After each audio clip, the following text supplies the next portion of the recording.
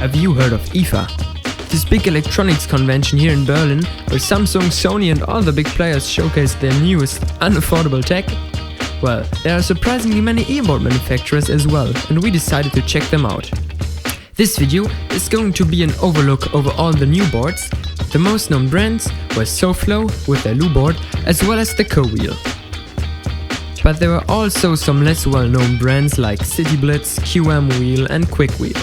We were very surprised by the new Stark board, which will launch on Kickstarter in a few months. It features remoteless control, which feels supernatural. Stay tuned for that.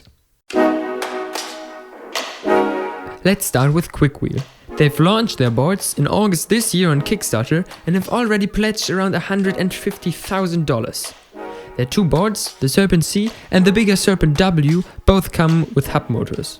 The Serpent C is super small and lightweight, whilst the W is way bigger. But with 1500 watts of power transferred to the ground via two hub motors, the W is also way more powerful and will get to around 40 km an hour with a range of 15 km.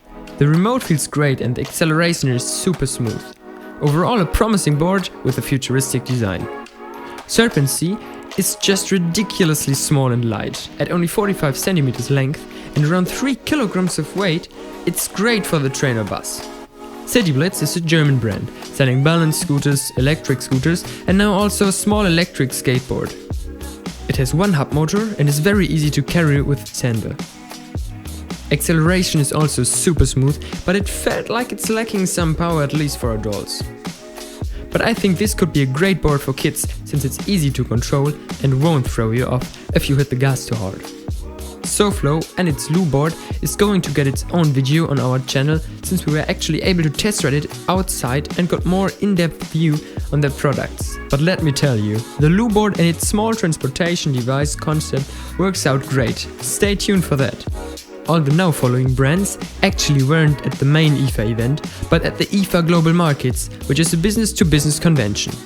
We were able to get a look at some prototype e-boards and new concepts from China and all over the world.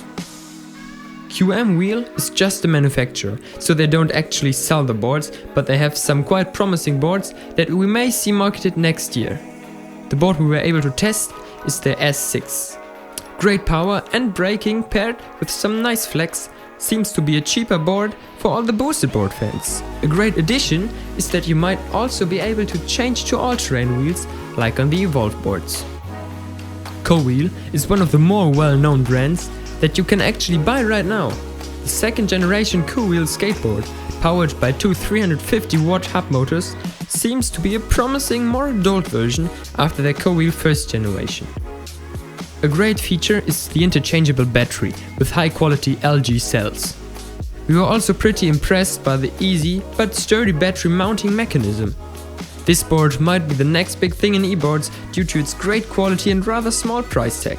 We do our best to get one for a comprehensive review for you guys. The last board we tested was the Stark board and wow, we were impressed by the remoteless concept. The board isn't even out yet, but the CEO told us it will be launched in a few months on Kickstarter.